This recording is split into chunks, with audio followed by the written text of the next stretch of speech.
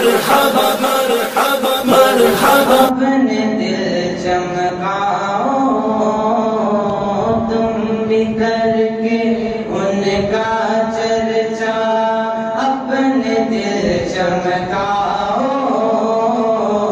اونچے میں اونچا نبی کا جھنڈا بولو، اونچے میں اونچا نبی کا جھنڈا، پیارا پیارا نبی کا جھنڈا، اونچے میں اونچا نبی کا جھنڈا، گھر گھر میں لہراؤ پکارو یا رسول اللہ،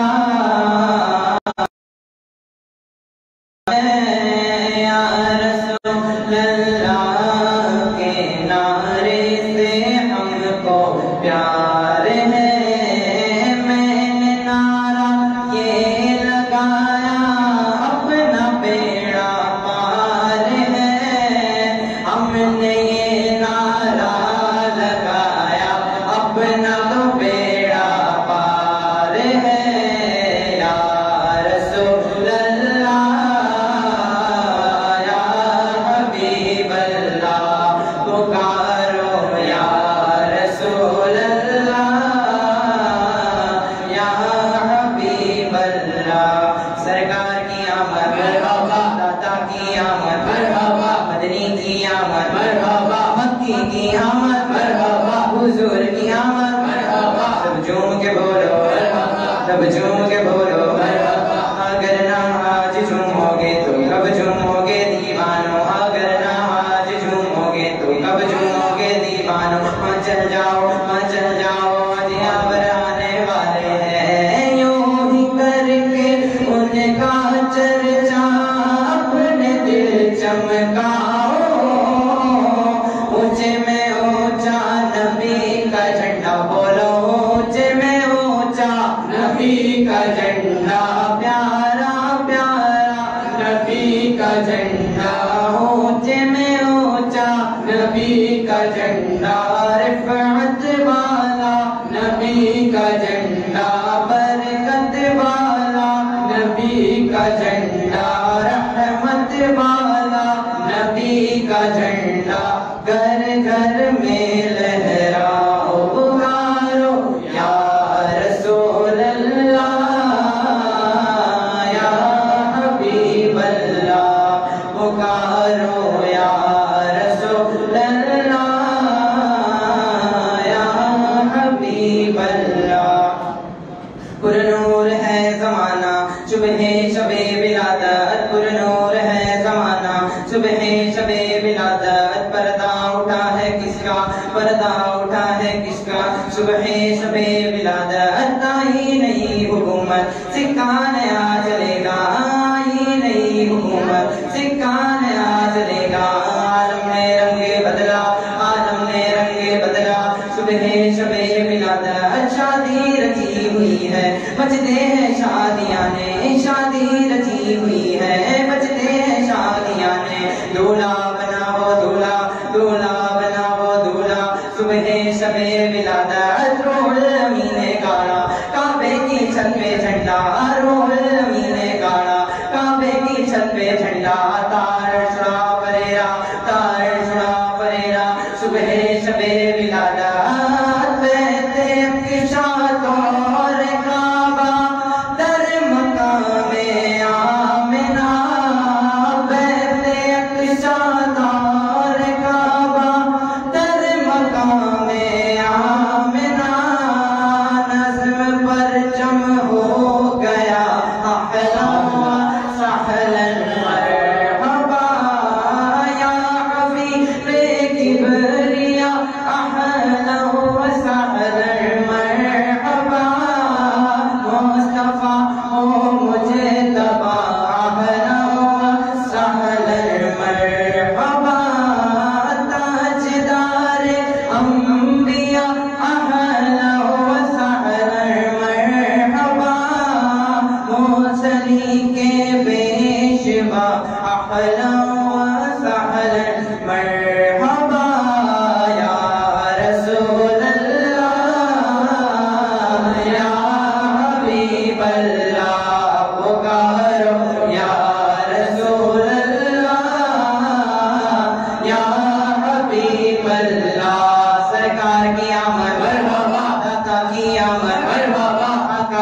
आमद मरहबा, हुजूर की आमद मरहबा, नूर की आमद मरहबा। अगर ना आज झूमोगे तो कब झूमोगे दीवानों, अगर ना आज झूमोगे तो कब झूमोगे दीवानों। मचल जाओ अजरावर आने वाले हैं, नबी का झंडा लेकर निकलो, दुनिया पर छा जाओ।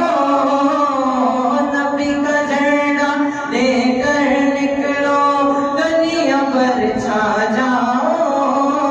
नबी का झंडा, अमर का झंडा, बोलो नबी का झंडा, अमर का झंडा, घर घर में लहराओ। पुकारो या रसूल अल्लाह, या हबीब अल्लाह, पुकारो या रसूल अल्लाह, या हबीब अल्लाह। सुभान अल्लाह। अस्सलामु अलैकुम व रहमतुल्लाहि व बरकातुहू। नासिरी पढ़ने से पहले एक मरतबा दुरूद पाक का नजराना पेश करें। अल्लाहुम्मा सल्ली अला सय्यिदिना मौलाना मुहम्मद व अला आलि सय्यिदिना मौलाना मुहम्मद वसल्लम। जब हुस्न था उनका जलवा नुमाने वाले का आलम क्या होगा। जब हुस्न था उनका जलवा नुमाने वाले का आलम क्या होगा। जब हुस्न था उनका जलवा नुमाने वाले का आलम क्या होगा। हर कोई फिदा है बिन देखे, हर कोई फिदा है बिन देखे, तो दीदार का आलम क्या होगा। दीदार का आलम क्या होगा। हर कोई फिदा है बिन देखे, दीदार का आलम क्या होगा। चाहते तो इशारों से अपने काया ही पलट दे दुनिया की, कि चाहते तो इशारों से अपने काया ही पलट दे दुनिया की, कि चाहते तो इशारों से अपने काया ही पलट दे दुनिया की। ये शान है उनके गुलामों की, ये शान है उनके गुलामों की। सरदार का आलम क्या होगा। सरदार का आलम क्या होगा। जब हुस्न था उनका जलवा नुमा अनवार का आलम क्या होगा। जब हुस्न था उनका जलवा नुमा अनवार का आलम क्या होगा। कि कदमों में अपनी जबी को रहने दो, चेहरे का तस्वुर मुश्किल है। कि कदमों में अपनी जबी को रहने दो, चेहरे का तस्वुर मुश्किल है। जब चांद से रोशन एड़ी है, जब चांद से रोशन एड़ी है, रुखसार का आलम क्या होगा।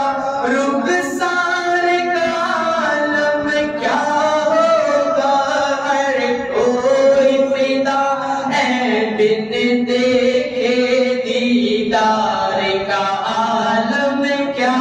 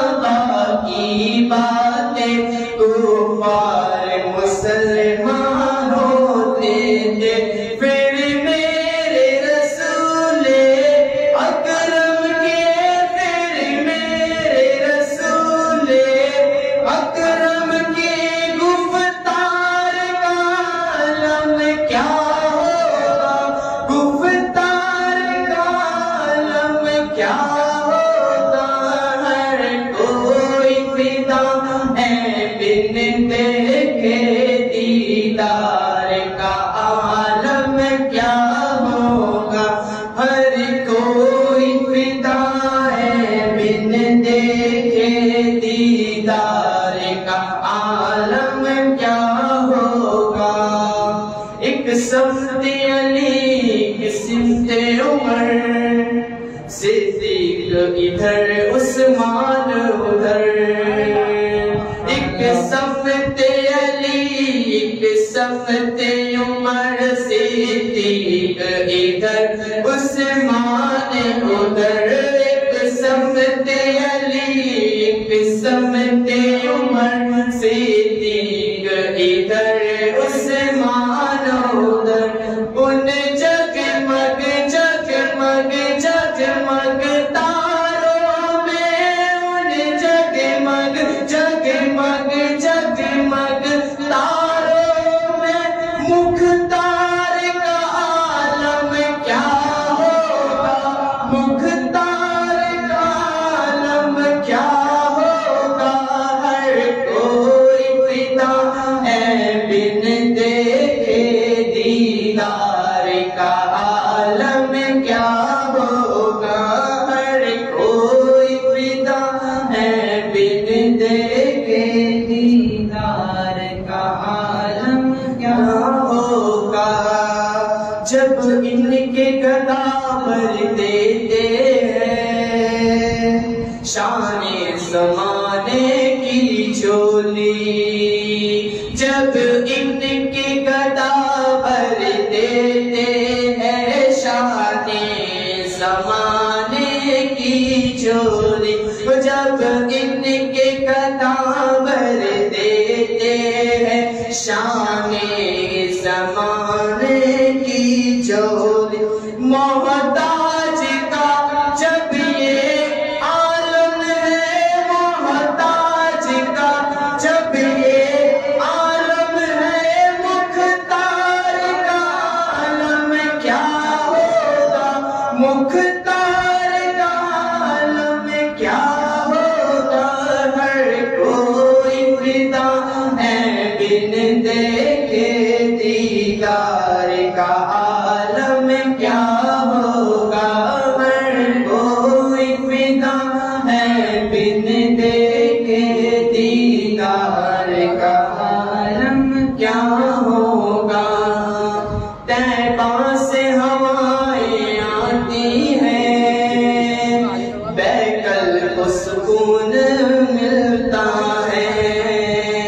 طیبہ سے ہوائیں آتی ہیں، بیکل کو سکون ملتا ہے. طیبہ سے ہوائیں آتی ہیں، بیکل کو سکون ملتا ہے.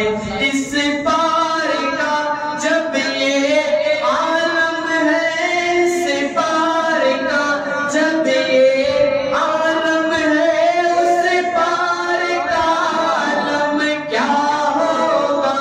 اس پار کا عالم کیا ہوگا. ہر کوئی فدا ہے بن دیکھے دیدار کا عالم کیا ہوگا.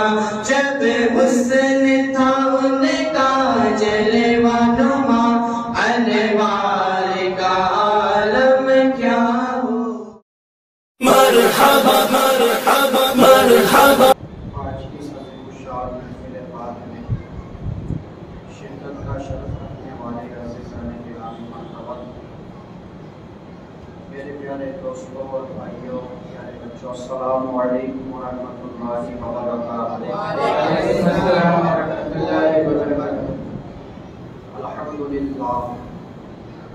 الحمدللہ وکفا والصلاة والسلام علی سیدنا و مولانا محمد المصطفیٰ وعلى آله وصحابه الذين سعدوا في معرج الحق والهدى وخلفاء ساداتنا سيدنا أبي بكر الصديق الأكبر وعمر الفاروق الأعظم وعثمان ذو النورين وأسد الله الغالب علي المرتضى وابنه إمام الحسن المجتبى وسبته إمام الحسين الشهيد دافع الكرب والبلاء وأمهما سيدة النساء فاطمة الزهراء وإمام سوابنه عبد القادر سيدنا غوث الورى وسراج الأمة أبي حنيفة إمام الأئمة الهدى وإمام أهل سنته والمجدد العاصم لدينه وشريعته سيدنا أحمد رضا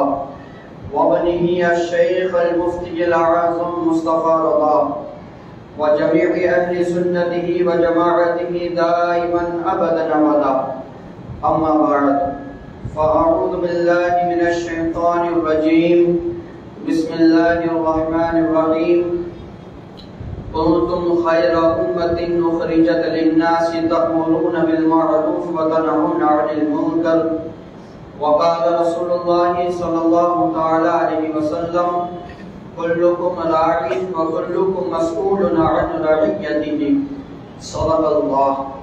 صدق الله مولانا العظيم وصدق رسوله النبي الأمين المكين الكريم ونحن على ذلك لمن الشاهدين والشاكرين والحمد لله رب العالمين.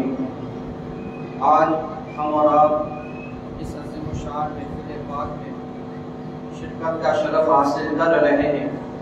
اللہ تبارک و تعالیٰ کی بارگاہ میں دعا ہے کہ اللہ تعالیٰ ہم سب کی حاضری کو قبول فرمائے اور محفل پاک کے ختم ہونے سے پہلے ہم سب کا شمار بخش ہوئے میں فرمائے. میرے نوجوان ساتھیوں، میں نے خطبہ مسنونہ کے بعد ایک قرآن پاک کی تلاوت کا شرف حاصل کیا. سب سے پہلے اس قرآن پاک سے میں کیا بیان کرنا چاہتا ہوں مختصر طور پر میں بتا دیتا ہوں. اس آیت کریمہ سے میں آپ حضرات کو دعوت و تبلیغ کا کچھ پیغام دینا چاہتا ہوں. حضرات محترم، ذہن میں بے شمار ایسے موضوعات تھے کہ میں آپ حضرات کو اس پر بیان کروں. کہیں ذہن میں آتا تھا کہ حضور کی سیرت کے بارے میں بتاؤں. بہت سارے موضوعات ذہن میں تھے، مگر دل نے پھر یہ ارادہ کیا کہ جب آج اس مسجد میں موقع ملا ہے تو ہم سیرت رسول کے ساتھ ساتھ کچھ ایسے پیغامات بھی پہنچائے جائے جو اللہ کے رسول صلی اللہ علیہ وسلم نے ہم کو بتائے. اس لیے میں نے دعوت و تبلیغ کا جو موضوع اختیار کیا ہے. یہ کیوں موضوع اختیار کیا ہے؟ اس لیے کہ جب تک قوم کی نئی نسل کے سامنے اسلام کی عظیم تاریخ کو زبان و بیان یا قلم و لسان سے پیش نہ کیا جائے، اس وقت تک وہ قوم اپنی تہذیبی، تمدنی، ایمانی، عرفانی روایات سے ناشنا و جاہل رہتی ہے.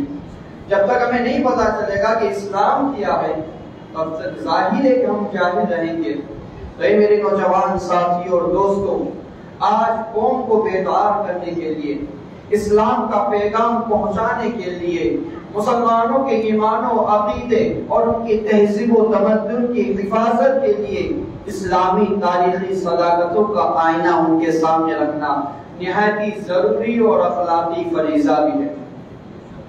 میرے نوجوان ساتھیوں، بتانے کا مقصد یہ ہے کہ آج میرا جو موضوع ہے وہ تعلیم و تربیت، دعوت و تبلیغ کے متعلق کچھ باتیں آپ حضرات تک پہنچانی ہے. میرے دوستو، رب العالمین احکم الحاکمین کی جانب سے ہمارے سروں پر ایک اہم ذمہ داری یہ رکھی گئی ہے کہ ہم اسلام کا پیغام دوسروں تک پہنچائیں.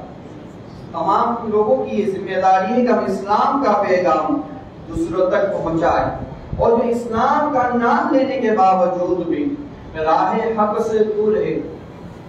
زبان سے اسلام کو قبول کر لیا مگر شریعت کا پتہ نہیں، اسلام کیا ہے اس کا کوئی نالج نہیں، تو ضروری ہے کہ ایسے لوگوں کو راہ حق دکھایا جائے، انہیں اچھا راستہ دکھایا جائے، اسلام کی نالج دی جائے. بہت سے لوگ ایسے ہیں کہ اسلام کو جانتے بھی ہیں، مانتے بھی ہیں، مگر عمل سے دور ہیں. کتنے حضرات، بہت سے لوگ موجود ہیں اور سب کو یہ پتا ہے کہ نماز چھوڑنے کا گناہ ہے، اس کے باوجود بھی بہت سے لوگ چھوڑتے ہیں. روزہ توڑنے کا کیا گناہ ہے، نہ رکھنے کا کیا گناہ ہے، اس کے باوجود بھی لاپرواہی و کوتاہی کرتے ہیں اور روزہ بھی نہیں رکھتے. تو وہ لوگ جو اسلام کو جانتے ہیں مانتے ہیں مگر عمل سے دور ہیں، تو ایسے لوگوں کو عمل خیر کی دعوت دینا یہ بھی ہماری ذمہ داری ہے۔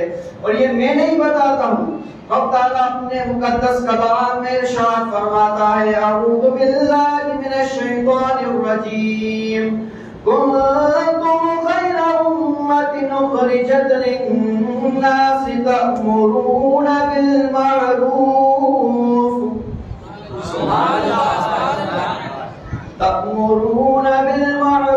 وتنهون عن المنکر۔ رب تعالیٰ ارشاد فرماتا ہے کہ تم بہتر ہو ان تمام امتوں میں۔ کون سی امت؟ ہمارے نبی کی امت سے پہلے بہت ساری امتیں اس دنیا میں تشریف لائے۔ میرے نوجوان ساتھیوں، سب سے پہلے حضرت آدم علیہ السلام ہے۔ اگر میں آپ حضرات سے یہ سوال کروں کہ دنیا کا سب سے پہلا انسان کون ہے، آپ اپنی زبان سے بے ساختہ پکار اٹھیں گے But do you know who was the first man of the world؟ کیا آپ لوگ جانتے ہیں کہ دنیا کا سب سے پہلا انسان کون ہے؟ تو ہمارا بچہ جواب دے گا اور yes I know the first man of the world he was Adam peace be upon him۔ اپنی زبان سے پکار اٹھے گا، کیا بتائے گا کہ دنیا کا سب سے پہلا انسان تو حضرت آدم علیہ السلام حضرت آدم علیہ السلام میں بچہ جواب دے گا۔ اے میرے نوجوان ساتھیوں سنو، آدم was not only the first man of the world، حضرت آدم علیہ السلام دنیا کے سب سے پہلے انسان ہی نہیں تھے، but also he was the first prophet too، بلکہ وہ دنیا کے سب سے پہلے پیغمبر بھی ہے۔ دنیا کے سب سے پہلے پیغمبر بھی حضرت آدم علیہ السلام۔ تو بتا رہا تھا کہ ہمارے نبی سے پہلے بہت ساری امت اس دنیا میں تشریف لائی، مگر اللہ تبارک و تعالیٰ نے ارشاد فرمایا تم خیر امت اخرجت للناس،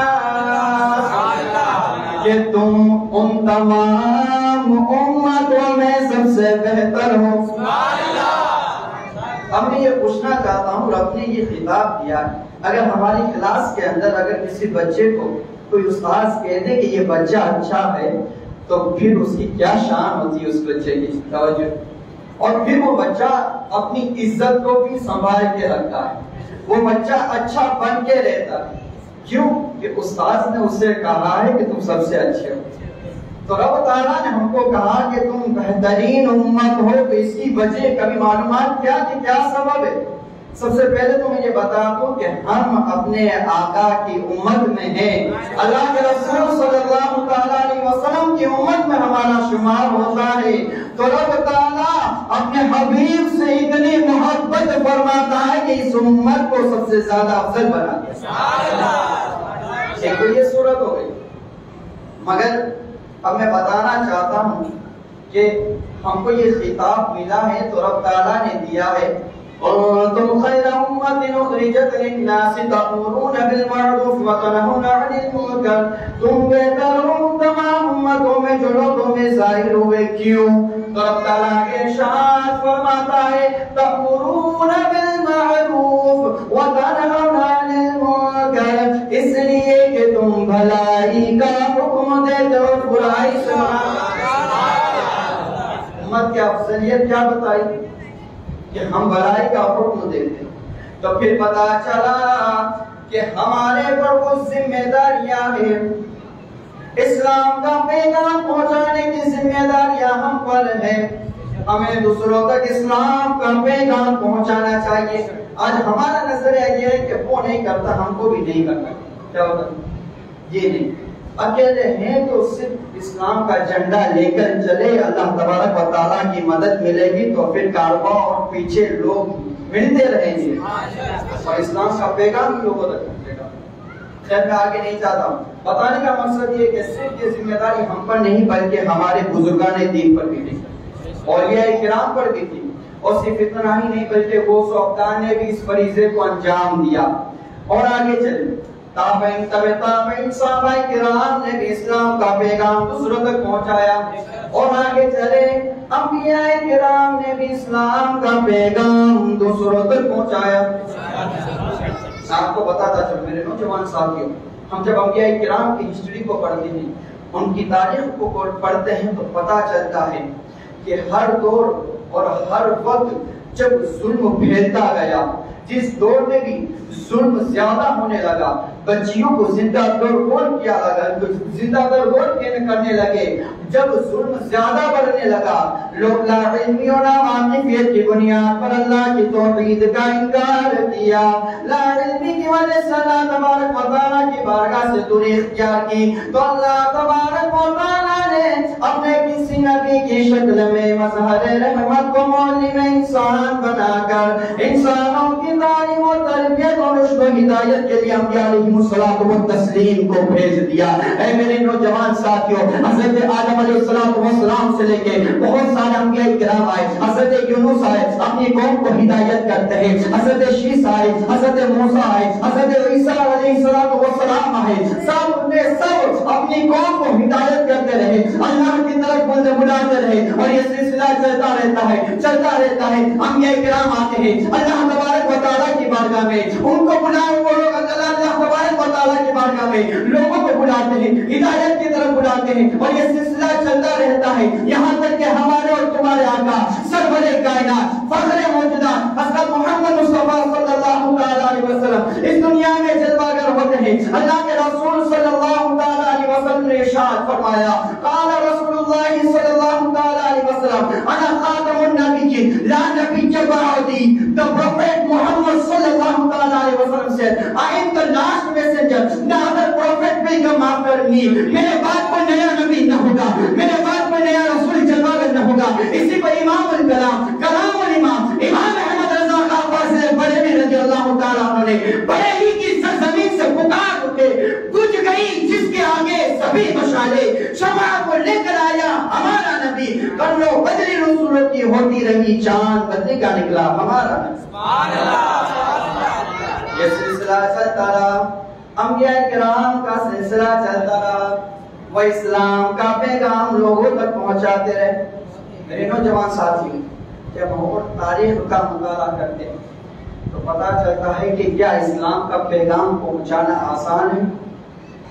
آج آپ لوگ اپنی آنکھوں سے مشاہدہ کرتے ہیں کہ علماء کرام، مشاہدہ نظام، ذہنی نظام، ان کو کتنی تکالیف ہوتی ہے، اور تکالیف کو برداشت اس لیے کرتے ہیں کہ دین کا پیغام آپ تک پہنچانا ہے، آپ تک دین کا پیغام پہنچانا ہے، اس لیے اتنی تکالیف کو برداشت کرتے ہیں۔ اب کیا یہ سب نہیں ہو رہا؟ اب تاریخ کا مطالعہ دیکھیں میرے نوجوان ساتھیوں، آپ انبیاء کرام کی تاریخ کو پڑھیں گے تو پتہ چلے گا کہ انبیاء کرام اس دنیا میں آئے ہیں تو الگ الگ جگہ پر سب انبیاء کرام کی پیدائش الگ الگ جگہ پر ہوئی، ہمارے آقا کی پیدائش بھی الگ جگہ پر ہوئی، مگر اب میں آپ کو شروع سے بتاتا چلوں تاکہ اندازہ ہوگا کہ اللہ کے رسول صلی اللہ علیہ وسلم نے دین اسلام کو پھیلانے کے لیے کتنی مشقتوں کا سامنا کیا۔ آپ دیکھیں حضرت آدم علیہ السلام سے لے کر حضرت یعقوب علیہ السلام تک کی زندگی کا مطالعہ کریں گے، ان کے انبیاء کرام کی ہسٹری کو پڑھیں گے اور معلوم کریں گے کہ ان کی پیدائش کہاں ہوئی، تو پتہ چلتا ہے کہ حضرت آدم سے لے کر حضرت یعقوب تک تمام انبیاء علیہ السلام عراق کی سرزمین پر تشریف لائے۔ کون سی سرزمین پر تشریف لائے؟ عراق کی سرزمین پر تشریف لائے۔ پھر حضرت یعقوب علیہ السلام کے عراق سے ہجرت کرنے کے بعد سے لے کر حضرت عیسیٰ علیہ السلام تک جتنے بھی انبیاء علیہ السلام تشریف لائے تو وہ مصر و فلسطین کی سرزمین پر آئے۔ کون سی سرزمین پر؟ اب میرے نوجوان ساتھیوں اور بزرگوں، اب دیکھیں ان کی زمینیں کیسی تھی، وہ جہاں پیدا ہوں وہاں کا ماحول کیسا تھا؟ تو میرے نوجوان ساتھیوں، جب ہم جغرافیائی سطح پر انبیاء کرام کی ہسٹری کا مطالعہ کرتے ہیں اور ان کی زمین کا معلومات کرتے ہیں کہ وہ زمینیں کیسی تھی، تو پتہ چلتا ہے کہ عراق اور مصر اور فلسطین کی سرزمینوں تو نہایت نرم زمینیں تھی، بہت ہی پیاری زمینیں تھی، محبتوں کی زمینیں تھی۔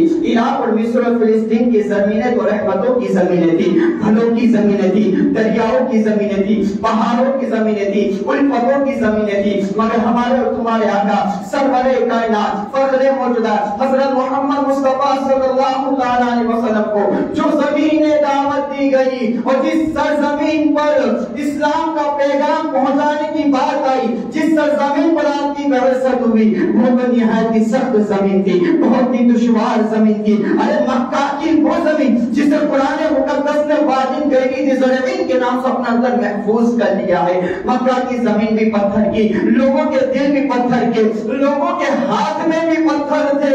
ایسی سرزمین پر اللہ تبارک و تعالیٰ نے اپنے حبیب کو حکم دیتا ہے، اے میرے پیارے محبوب، جاؤ ان پتھروں کو درد دل عطا کرنا، ان پتھروں کو نالے نیمے شبیر عطا کرنا، ان پتھروں کو سوز محبت عطا کرنا، ان پتھروں کو ہمدردی کا جذبہ عطا کرنا، ان پتھروں کو انسانیت کا شعور عطا کرنا۔ اللہ کے رسول صلی اللہ علیہ وسلم اسلام کا پیغام پہنچاتے ہیں، 40 سال کے بعد اعلان نبوت فرماتے ہیں۔ میرے نوجوان ساتھیوں، 40 سے لے کر 63 سال 23 سال کی زندگی ہوتی ہے۔ میرے نوجوان ساتھیوں، آپ ذرا اندازہ کیجئے، اللہ کے رسول صلی اللہ علیہ وسلم نے اپنی 23 سال کی مختصر سی مدت میں ان پتھروں کو آسمان سے زیادہ بلند کر دیا۔ اس لیے تو کسی شاعر نے فرمایا کہ ایک عرب نے آدمی کا بول بالا کر دیا، خاک کے ذروں کو ہم دوشے سریا کر دیا۔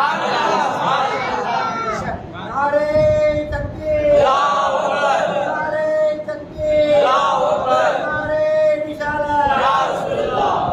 آپ ذرا اندازہ کیجئے، اللہ کے رسول صلی اللہ علیہ وسلم کو جو زمینیں دی گئی وہ کتنی سخت تھی۔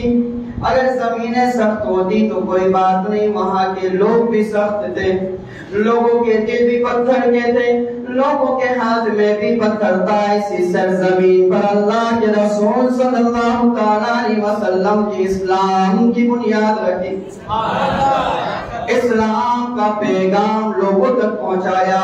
جب یہ حال ہوتا ہے تو اس دور میں جب لوگوں کو پیغام پہنچاتے ہیں، حال یہ ہوتا ہے کہ اس دور میں جہل و غباوت کے دلنما پتھر نبی کی بارگاہ سے ملتے رہے، آئینوں میں ڈلتے رہے، حضور کے ہاتھ میں ہاتھ دے کر اسلام کو قبول کرتے رہے، مسلمان ہوتے رہے۔ میرے نوجوان ساتھیوں، اس تعلیم و تربیت کا حال یہ تھا، اللہ کے رسول صلی اللہ علیہ وسلم نے جو تعلیم عطا کی، جو پیغام لوگوں تک پہنچایا، اس کا یہ مقصد ہوا، اس کا یہ حال ہوا، لوگوں پر یہ اثر ہوا کہ وہ لوگ جو صدیوں سے ظلم کے عادی بن گئے تھے، انہیں عدل و انصاف کا عادی بنا دیا۔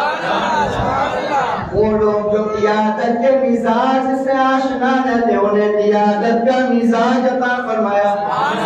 وہ لوگ جو انانیت و تکبر میں گھرے ہوئے تھے، انہیں مساوات اور برابری کا ذہن عطا فرمایا۔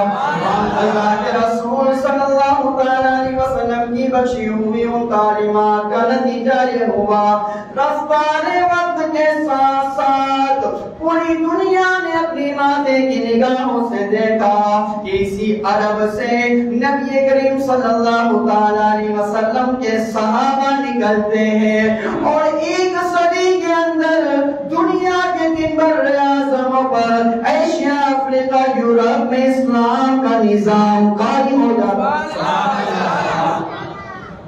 اب بتائیے، اللہ کے رسول صلی اللہ علیہ وسلم نے اس طرح سے مشقتیں اٹھائیے۔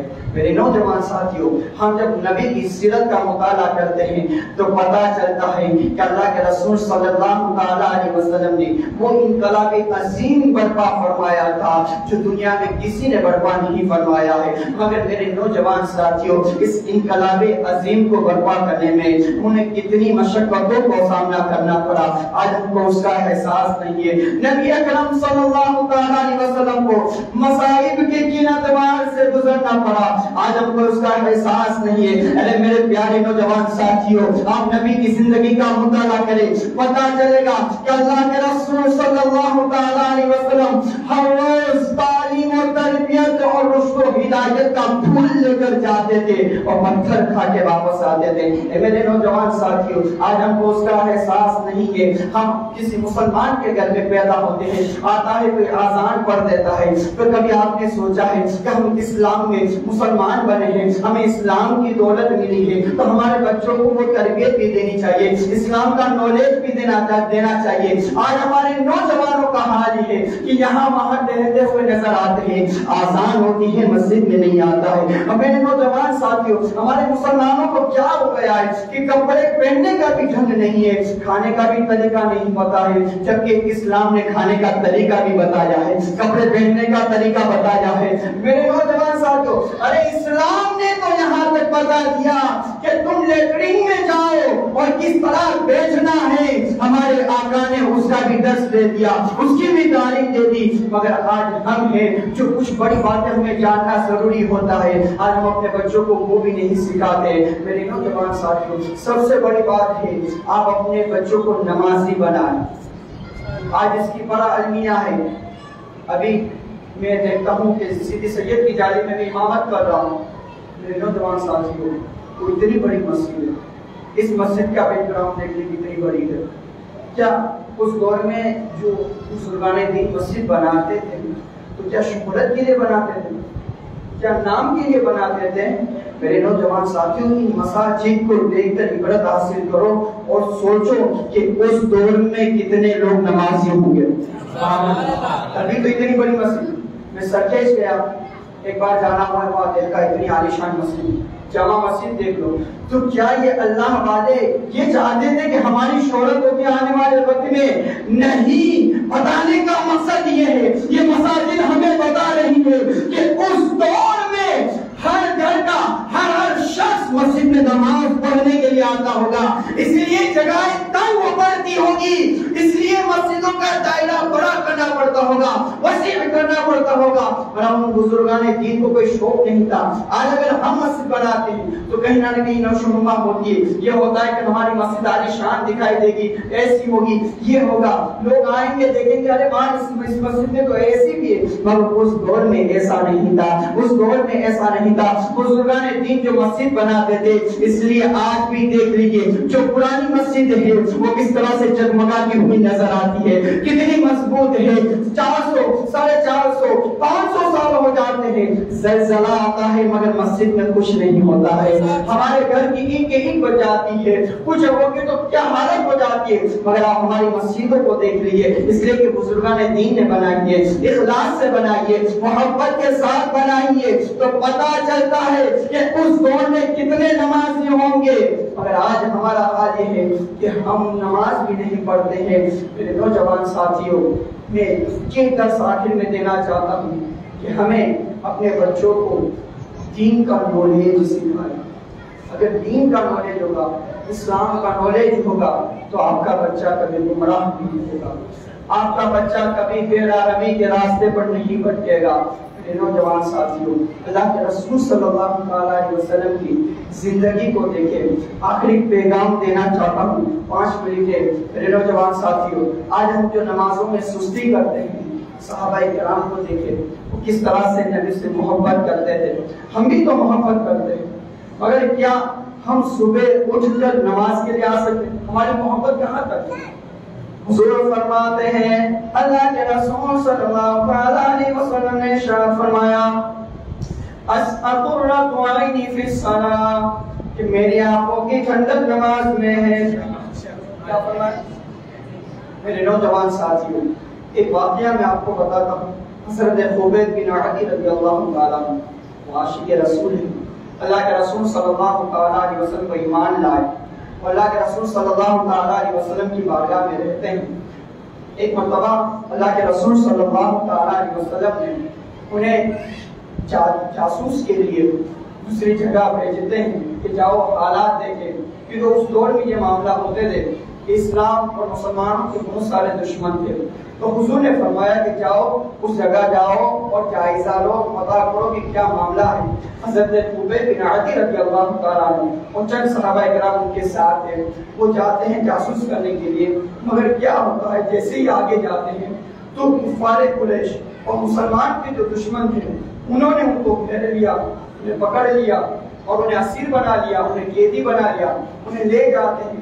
لے جانے کے بعد ان کے ساتھ ایسے ایسے سلوک اور ایسا رویہ پیش کرتے ہیں، انہیں تکالیف دیتے ہیں۔ میرے نوجوان ساتھیوں، بہت سے صحابہ کرام اس میں شہید ہو جاتے ہیں۔ حضرت خبیب بن عدی رضی اللہ تعالیٰ عنہ چونکہ سپہ سالار تھے تو انہوں نے کہا کہ ان کو ایسے موت نہیں دینی بلکہ عبرتناک دے تاکہ لوگ اسلام کی طرف جانے سے ڈر جائیں۔ حضرت خبیب رضی اللہ تعالیٰ عنہ کو تخت دار پر لٹایا جاتا ہے۔ جب تخت دار پر انہیں لٹایا گیا اور انہیں طرح طرح کی اذیتیں دی گئی، انہیں نیزے مارے جاتے، جسم میں طرح طرح کی تکالیف دی جاتی۔ حضرت خبیب رضی اللہ تعالیٰ عنہ وہ ایسے ہی لٹکے ہوئے تمام مشقتوں اور مصیبتوں کا سامنا کرتے ہیں۔ ایک کفار قریش آتا ہے اور آنے کے بعد کہتا ہے کہ تمہیں تو یہاں اتنی تکلیف دی جا رہی ہے اور تم جس پر ایمان لائے وہ تو امن و سکون کے ساتھ بیٹھے ہیں۔ حضرت خبیب بن عدی رضی اللہ تعالیٰ عنہ کا جواب سنیں۔ حضرت خبیب بن عدی رضی اللہ تعالیٰ عنہ کیا ارشاد فرماتے ہیں؟ حضرت خبیب بن عدی رضی اللہ تعالیٰ عنہ فرماتے ہیں کہ اے سنو، یہاں مجھے شہید کر دیا جائے، میرے جسم کے ٹکڑے ٹکڑے کر دیا جائے، مگر مجھے برداشت نہیں کہ نبی کے پیر میں کانٹا بھی چبھ جائے۔ کیا فرمایا؟ کہ مجھے یہ برداشت نہیں کہ نبی کے پیر میں کانٹا بھی چبھ جائے۔ آپ ذرا اندازہ کیجئے وہ کس طرح سے نبی سے محبت کرتے تھے۔ اب آئیے آگے اور چلتے ہیں۔ حضرت خبیب بن عدی رضی اللہ تعالیٰ عنہ جب ان کو شہید کرنے کا وقت قریب آتا ہے تو کفار قریش ان کے پاس آتے ہیں اور آنے کے بعد کہتے ہیں کہ بتاؤ تمہاری آخری خواہش کیا ہے۔ حضرت خبیب بن عدی رضی اللہ تعالیٰ عنہ کے پاس جب یہ کفار قریش آتے ہیں اور کہتے ہیں کہ آپ کی آخری خواہش کیا ہے تو میرے نوجوان ساتھیوں یہاں محفل میں آئے کچھ پیغام لے کے جاؤ۔ حضرت خبیب بن عدی رضی اللہ تعالیٰ عنہ فرماتے ہیں اگر تم میری آخری خواہش پوچھتے ہو تو سنو مجھے 2 رکعت نماز پڑھنے کی اجازت مل جائے۔ کیا ارشاد فرمایا کہ مجھے 2 رکعت نماز۔ اب ایسی پوزیشن ہے کہ ابھی ان کو قتل کر دیا جائے گا، شہید کر دیا جائے گا۔ ایسے حال میں انسان اپنے بیوی بچوں کو بلاتا ہے، اپنے گھر والوں کو بلاتا ہے۔ میرے نوجوان ساتھیوں وہ عاشق سچے رسول تھے، وہ عاشق رسول تھے۔ اب یہاں سے یہ پیغام لے کے جائے اور کچھ بات لے کے جائے۔ میرے نوجوان ساتھیوں ہم بھی محبت کرتے ہیں، ہم بھی دعویٰ کرتے ہیں، مگر ہماری محبت کتنی محبت ہے کہ صبح کی آذان ہوتی ہے، آواز تو آتی ہے مگر ہم ان کے مسجد کی طرف نہیں آتے۔ اللہ اکبر۔ جب پوچھا جائے کہ کیوں نہیں آئے تو بتاتے ہیں کہ اٹھ نہیں پاتا۔ ارے میرے نوجوان ساتھیوں اگر ایک بزنس مین صبح 6 بجے کا ٹائم دے کہ صبح 10,000 میں آپ کو دیتا ہوں تو وہ 6 سے پہلے پہنچ جائے، ہوتا ہے کہ صبح اگر ہماری فلائٹ ہو کہیں جانا ہے تو ہم 1 گھنٹہ پہلے اٹھ جاتے ہیں۔ اے میرے نوجوان ساتھیوں نماز کی قدر نہیں ہے کہ اللہ کے رسول صلی اللہ علیہ وسلم نے کتنی مسائل کا سامنا کیا، اسلام ہم تک ایسے نہیں پہنچا۔ اگر آپ بھی ہسٹری کریں گے تو قسم خدا کی ایک وقت کی نماز قضا نہیں کریں گے۔ حضرت خبیب بن عدی رضی اللہ تعالیٰ عنہ فرماتے ہیں کہ مجھے 2 رکعت نماز پڑھنے کی اجازت دی جائے۔ کفار قریش نے کہا ٹھیک ہے۔ اب ایسی بات ہے نعرہ تکبیر، نعرہ رسالت، نعرہ غوث، مسلک اعلیٰ حضرت، عشق محبت، عشق محبت۔ حضرت خبیب بن عدی رضی اللہ تعالیٰ عنہ ان کو 2 رکعت نماز پڑھنے کی اجازت دی گئی۔ وہ نماز پڑھتے ہیں، جب نماز سے فارغ ہو گئے تو لوگوں نے دیکھا کہ وہ جیسے نماز پڑھتے ہیں آپ تھوڑی جلدی جیسے دستور ہوتا ہے کہ ہمارے امام صاحب کم سے کم عصر کی نماز میں 6 منٹ لگاتے ہیں، مگر اگر 4 منٹ میں ختم ہو جائے تو پھر ہمیں یہ ہوتا ہے کہ آج جلدی کیسے ختم ہوگی۔ تو لوگوں نے دیکھا کہ حضرت خبیب بن عدی رضی اللہ عنہ دستور کے مطابق جلدی نماز ختم کر لی۔ جب لوگوں نے پوچھا تو حضرت خبیب بن عدی رضی اللہ عنہ کا جواب کیا ہے؟ اے میرے نوجوان سنو، کیا محبت ہے اللہ کے رسول صلی اللہ علیہ وسلم سے کیسی محبت ہے، اسلام سے کیسی محبت ہے۔ حضرت خبیب بن عدی رضی اللہ عنہ فرماتے ہیں میں نے نماز اس لیے جلدی ختم کی تاکہ تم لوگوں کو یہ اندیشہ نہ ہو کہ میں موت سے ڈر گیا ہوں۔ کیا فرمایا کہ تمہیں یہ اندیشہ نہ ہو کہ میں موت سے ڈر گیا ہوں، ورنہ مجھے تو ایسا لطف آ رہا تھا کہ اگر مجھے اس کا اندیشہ نہ ہوتا تو اتنی لمبی نماز پڑھتا کہ تم گمان بھی نہیں کر سکتے۔ آپ سوچیں کہ صحابہ کرام کس طرح سے محبت کرتے تھے، اس وقت کچھ بھی مانگ سکتے تھے، کسی سے بلا کے ملاقات کر سکتے تھے، مگر انہوں نے اگر آخری وہ چیز اگر مانگی ہے تو وہ نماز مانگی۔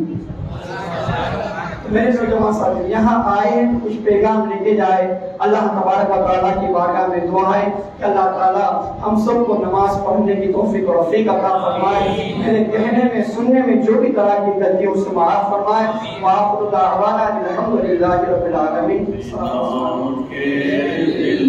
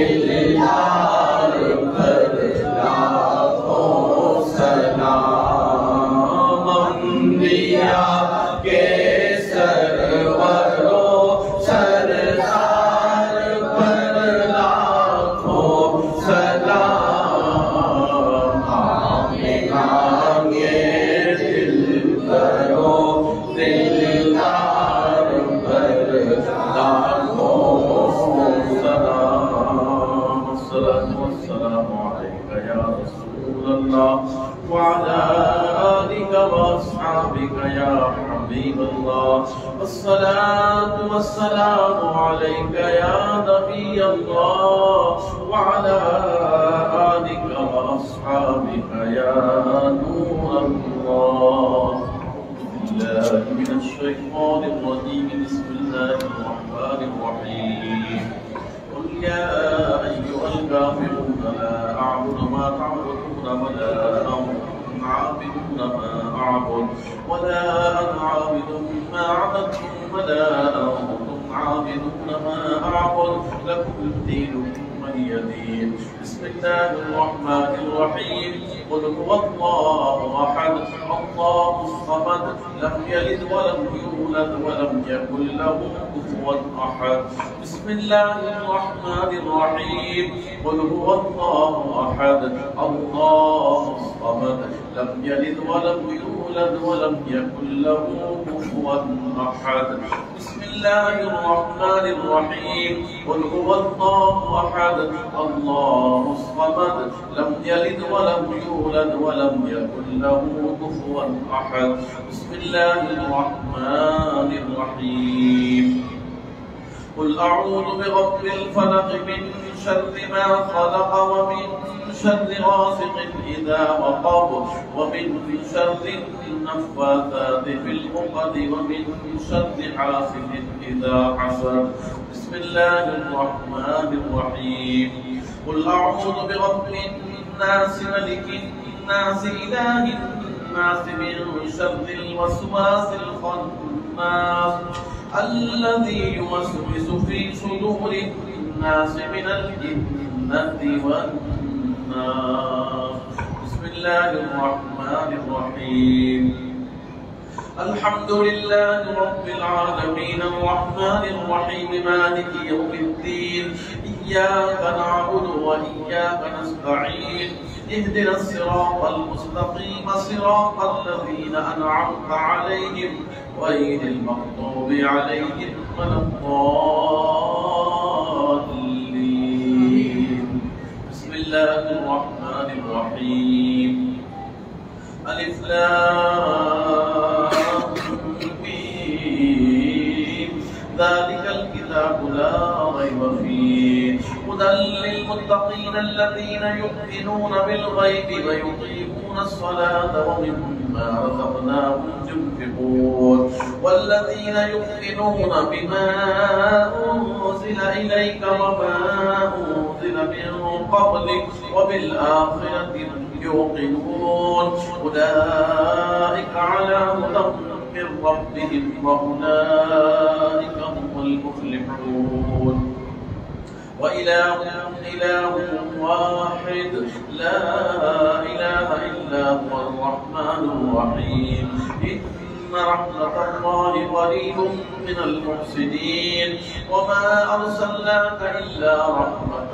للعالمين ما كان محمد أبا أحد من رجالكم ولكن رسول الله وخاتم النبيين وكان الله بكل شيء عليما إن الله وملائكته يصلون على النبي يا أيها الذين آمنوا صلوا عليه وسلموا تسليما صلى الله على النبي الأمي وآله صلى الله عليه وسلم صلاة وسلاما عليك يا رسول الله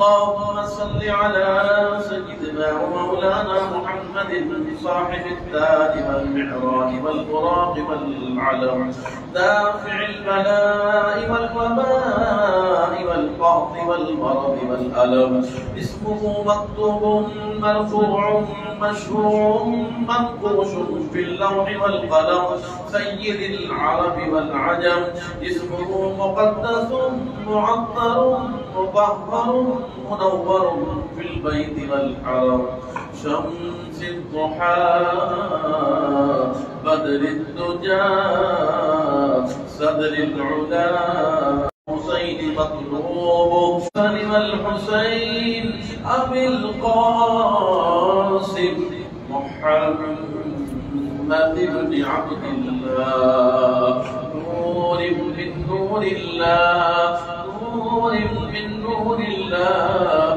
نور من نور الله يا أيها المشتاقون بنور جماله بلغ العلا بكماله كشف الدجى بجماله حسنت جميع خصاله صلوا عليه وآله وسلموا تسليما اللهم صل على سيدنا ومولانا محمد وعلى آله وأصحابه وبارك وسلم أعوذ بالله من الشيطان الرجيم ألا إن أولياء الله لا خوف عليهم ولا هم يحزنون الذين آمنوا وكانوا يتقون سبحان ربك رب العزة عما يصفون وسلام على المرسلين والحمد لله رب العالمين الفاتحة كريما خالصا ربنا رواضنا أرحم الراحمين بالجلال والإكرام ایمانی کو مولا جو نظر ذکر خیر و تلاوت کلام مقدس بھی جو کچھ نظر و نیات میں ماں حضر ہے اللہ اسے قبول فرمائے اس کا ثواب پیارے آقا مدینے والے مصطفیٰ جناب محمد رسول اللہ صلی اللہ علیہ وسلم کی بارگاہ میں عطا فرمائے تمام انبیاء و مرسلین کی بارگاہ میں عطا فرمائے حضور صلی اللہ علیہ وسلم کے والد کریم حضرت عبداللہ رضی اللہ حضرت آمنہ رضی اللہ تعالیٰ دادا عبدالمطلب رضی اللہ تعالیٰ اور تمام ازواج مطہرات کی بارگاہ میں عطا فرمائے تمام صحابہ کرام علیہم الرضوان تابعین تابعین تمام بزرگان دین کی بارگاہ میں عطا فرمائے شہدائے کربلا کی بارگاہ میں عطا فرمائے ان کے صدقے ائمہ اربعہ کی بارگاہ میں عطا فرمائے ان کے صدقے یا اللہ اس کا ثواب شہنشاہ بغداد رسول الارشاد غوث پاک محی الدین شیخ عبدالقادر جیلانی رضی اللہ عنہ ان کے صدقے سرکار شہنشاہ ہندوستان خواجہ غریب نواز معین الدین چشتی حسن سنجری رضی اللہ تعالیٰ عنہ کی بارگاہ میں عطا فرمائے یا اللہ تمام اولیاء ہند بالخصوص اولیاء احمد آباد کی بارگاہ میں عطا فرمائے اے اللہ تمام امت مرحومہ کی روح کو عطا فرمائے صبح قیامت تک آنے والے جملہ مومنین و مومنات صالحین و صالحات کے اللہ آمین بالخصوص اس محفل پاک کا ثواب پنجت پاک کی بارگاہ میں عطا فرمائے اے اللہ اسے اپنی بارگاہ میں قبول فرما اے اللہ اس محفل کی برکتوں سے ہم سب کو نیک متقی و پرہیزگار سچا عاشق رسول بنا یا اللہ نمازوں کا شوق عبادتوں کا جذبہ نصیب فرما ذکر و درود اور تلاوت قرآن کا شوق عطا فرما اے اللہ ماں باپ کی خدمت کرنے کی توفیق عطا فرما اپنے بڑوں کا ادب اور احترام اور چھوٹوں پر شفقت کرنے کی توفیق عطا فرما یا اللہ بیماروں کو شفا عطا فرما اے اللہ میلاد پاک کے صدقے بے اولاد کو نیک اولاد عطا فرما نافرمان اولاد کو ماں باپ کا فرما بردار بنا دے یا اللہ جو بے روزگار اپنے غیب سے روزی عطا فرما۔ اے اللہ سب کے بیٹے اور بیٹیوں کے رشتوں کی تمام رکاوٹیں دور فرما۔ اے اللہ غیب سے نیک اور اچھے رشتے عافیت والے عطا فرما۔ اے اللہ سب پر رحمت کی نظر فرما، سارے مسلمانوں پر رحمت کی نظر فرما۔ جہاں کہیں بھی مسلمان ہے اللہ سب کی جان مال عزت آبرو ایمان کی حفاظت فرما۔ اے اللہ اسلام کا بول بالا فرما، دشمنان اسلام کو شکست و زیر و ذلیل و رسوا فرما۔ اے رب کریم مالک و مولا ہم سب کی ہمارے والدین کی اور ساری امت کی مغفرت فرما۔ یا اللہ ہم سب کو دونوں جہان کی بھلائیاں عافیت کے ساتھ نصیب فرما۔ اے رب کریم مالک و مولا مسلمان بچے اور بچیوں کے امتحانات شروع ہو رہے ہیں، اے اللہ سارے بچوں کو کامیابی عطا فرما۔ اے اللہ امتحان دینا آسان فرما۔ یا اللہ دین دنیا کے امتحان میں کامیابی عطا فرما۔ یا اللہ ہمارے جامعہ کے طالب علم جو ابھی 2 دن پہلے امتحان دے کر گھر گئے اور ان کا انتقال ہو گیا ہے، یا اللہ ان کی مغفرت فرما۔ یا اللہ ان کی قبر پر رحمتوں کی بارش نازل فرما۔ یا اللہ ان کے گھر والوں کو صبر و عطا فرما۔ اے رب کریم مالک و مولا جن لوگوں نے یہ نظر و نیاز کا آج انتظام کیا، جنہوں نے آج سے پہلے کیا، جو آج کے بعد بھی کریں گے، جنہوں نے نیتیں کی ہیں، جتنے بھی حاضر ہیں اللہ سب کے صحت و تندرستی میں، ایمان و عمل میں، روزی میں، دکان و مکان میں اے اللہ خیر و برکت عطا فرما۔ اے مولا ہم سب کو بار بار حج نصیب فرما، بار بار پیچھے مدینے کا سفر نصیب فرما۔ مدِ خضرا کے سائے میں شہادت، جنت البقیع میں تربت، جنت الفردوس میں پیارے آقا علیہ السلام کی قربت نصیب فرما۔ کہتے رہتے ہیں دعا کے واسطے بندے تیرے کر دے پوری آرزو ہر بے کس و مجبور کی۔ ان اللہ و ملائکتہ یصلون علی النبی یا ایھا الذین آمنوا صلوا علیہ وسلموا تسلیما۔ اللهم صل علی سیدنا و مولانا محمد وعلی آلہ وأصحابه وبارك وسلم۔ سبحان ربك رب العزة عما يصفون وسلام على المرسلين والحمد لله رب العالمين بحق لا إله إلا الله محمد رسول الله۔ سرکار کی آمد مرحبا، سرکار کی آمد مرحبا، آقا کی آمد مرحبا، آقا کی آمد مرحبا، مولا کی آمد مرحبا، حضور کی آمد مرحبا، حضور کی آمد مرحبا، رسول کی آمد مرحبا، رسول کی آمد مرحبا، آقا کی آمد مرحبا، آقا کی آمد مرحبا، نبی کی آمد مرحبا، مکی کی آمد مرحبا، مدنی کی آمد مرحبا، عربی کی آمد مرحبا، عربی کی آمد مرحبا، حضور کی آمد مرحبا، حضور کی آمد مرحبا، مرحبا یا مصطفیٰ، مرحبا یا مصطفیٰ، مرحبا یا